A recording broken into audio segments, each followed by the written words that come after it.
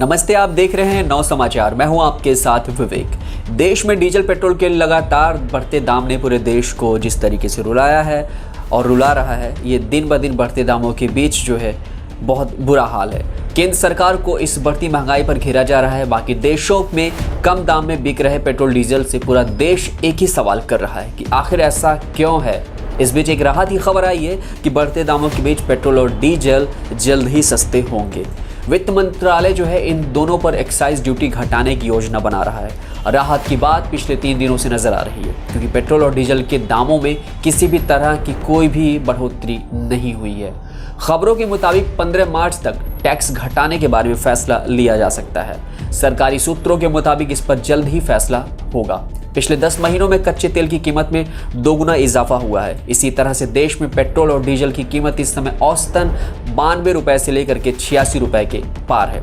कुछ शहरों में तो पेट्रोल 100 रुपए के पार है। चारों ओर बढ़ रहे दबाव से सरकार एक्साइज ड्यूटी घटा सकती है। आपको बता दें कि पेट्रोल डीजल के दामों की बढ़ोतरी घटोतरी सरकार के हाथों में होती है। केंद्र सरकार पेट्रोल और डीजल पर एक्साइज ड्यूटी लगाकर, जबकि राज्य सरकारें वैट लगाती है। पिछले 2-3 दिनों में सरकारी अधिकारियों और कॉर्पोरेट ने टैक्स को घटाने की मांग की है। कुछ दिन पहले ही सांसद सुब्रमण्यम स्वामी ने यह कहकर इसकी आलोचना की थी कि राम के भारत में पेट्रोल 93 रुपए है, जबकि रावण की लंका में 51 रुपए, वहीं सीता के नेपाल में 53 रुपए। इसके साथ ही सोमवार को पेट्रोलियम प्रोडक्ट को जीएसटी दायरे में लाना चाहिए और इसकी मांग जो है सरकार के मुख्य आर्थिक सलाहकार के.वी. सुब्रमण्यम ने उठाया है।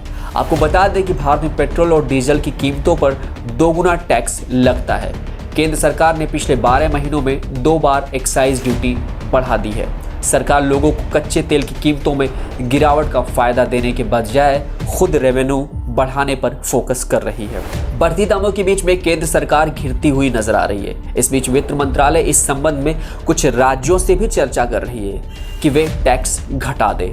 हालांकि पंजाब, बंगाल, असम समेत कई राज्यों ने हाल ही में पेट्रोलियम पदार्थों पर टैक्स घटा दिए हैं। इन राज्यों में विधानसभा चुनाव होने वाले हैं और इससे लगता है कि आम जनता की नाराजगी बीजेपी को इन राज्यों में नुकसान पहुंचा सकती है और उनके खिलाफ काम कर सकती है। हाल ही में वित्त मंत्री निर्मला सीतारमण ने कहा था कि हम यह नहीं कह सकते कि कब तक टैक्स घटेगा, पर हम राज्यों से इसके बारे में बात कर रहे हैं। देश में जीडीपी की दर नीचे जाने से साथ ही कोरोना से हुए नुकसान की जो भरपाई है, सरकार इसके दाम बढ़ाकर रेवेन्यू हासिल करना चाह रहा है।